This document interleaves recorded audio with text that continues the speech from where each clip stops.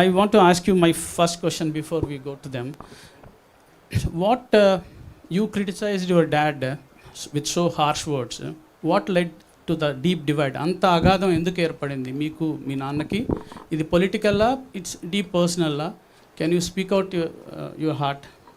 First of all, it's unfair for the moderator to get the first question. But anyways, he's taken that advantage. I'm happy about it. ఒకటి, నేను మా నాన్నని criticise చేయలేదండి. Political లీడర్గా కేసీఆర్ గారిని criticise చేసిన. BRS party అధ్యక్షులు గౌరవనీయులు పెద్దలు కేసీఆర్ గారిని క్రిటిసైజ్ చేసిన తప్పితే మా నాన్న కేసీఆర్ని నేను తిట్టలేదు. మా నాన్న కేసీఆర్తో నాకు ఎటువంటి ప్రాబ్లం లేదు. నాన్నగా ఆయన లేకపోతే నాకు జన్మనే లేదు. నేను ఒక హిందూ మహిళగా రోజు పొద్దున్న లేస్తే పూజ మెడిటేషన్ చేసే మహిళగా చెప్పేటటువంటి ఫస్ట్ 5 పేర్లలో తల్లిదండ్రుల పేరు కూడా ఉంటుంది. తల్లిదండ్రులతో నాకు ఎటువంటి సమస్య లేదు. బీఆర్ఎస్ పార్టీ అధ్యక్షులు కేసీఆర్ గారితో ఖచ్చితంగా నాకు ఐడియాలజికల్ విభేదాలు ఉన్నాయి. మొన్న విమర్శించిన, రేపు కూడా విమర్శిస్తా తప్పు చేస్తే. నేను తప్పు చేస్తే అట్లనే బీఆర్ఎస్ పార్టీ వాళ్ళు కూడా నన్ను విమర్శించవచ్చు. నేను వ్యక్తిగతంగా ఒక మాట కూడా అనలేదు. బీఆర్ఎస్ పార్టీ ఫస్ట్ వచ్చినటువంటి ప్రభుత్వంగా వారు కొన్ని పనులు చేసి ఉంటే తెలంగాణకు బాగుండేది. ఆ పనులు చేయకపోవడం వల్ల ఏమైంది? ఒక కాన్సెప్ట్ ఉంటుంది సుధాకర్ రెడ్డి గారు, లాస్ట్ ఆపర్చునిటీ కాస్ట్ అంటారు దాన్ని. If you lose an opportunity, ఒక అవకాశాన్ని మీరు వదులుకుంటే దానివల్ల వచ్చే నష్టం.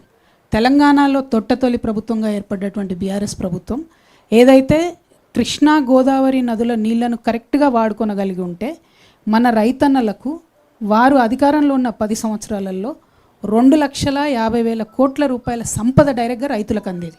కృష్ణా నీళ్ళు వచ్చి ఉంటే మన పొలాలకు, గోదావరి నీళ్ళు వచ్చి ఉంటే 1,21,000 కోట్లు కేవలం ఈ 2 ప్రాజెక్టులకు పెట్టిండ్రు. ఏది? కాళేశ్వరం, అట్లానే పాలమూరు రంగారెడ్డి. 1,21,000 పెట్టి 2 ప్రాజెక్టులు కడితే ఇచ్చింది నీళ్ళు ఎన్నిటికీ అంటే 1,00,000 ఎకరాలకు ఇచ్చారు. నేను దాన్ని క్రిటిసైజ్ చేసిన. బీఆర్ఎస్ పార్టీ అధ్యక్షుడిగా ఖచ్చితంగా వారిని క్రిటిసైజ్ చేసిన, ఇవాళ చేసిన, రేపు కూడా చేస్తాను. ఎందుకంటే ఆ last opportunity cost only for farmers is 2.5 lakh crores. ఆ సంపద డైరెక్ట్గా మా రైతన్నల జేబులకు పోయేది, అది పోయింది.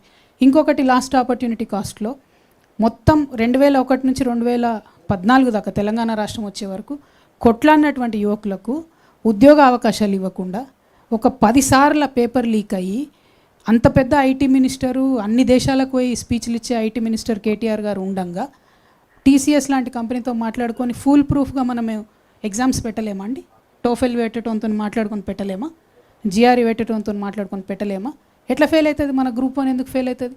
10th క్లాస్ పరీక్షల పేపర్ ఎందుకు లీక్ అవుతుంది?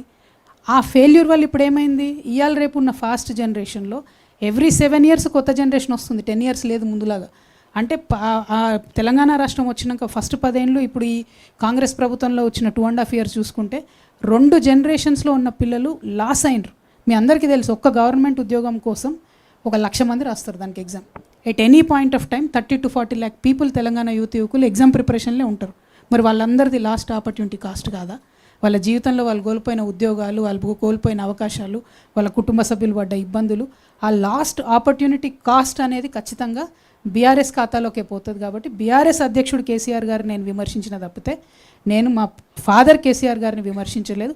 పొలిటికల్ లీడర్ కేసీఆర్ గారిని విమర్శించినాను, రేపు కూడా విమర్శిస్తాను. కవిత గారు, మధు ఆర్టీవీ శ్రీనివాస్ V6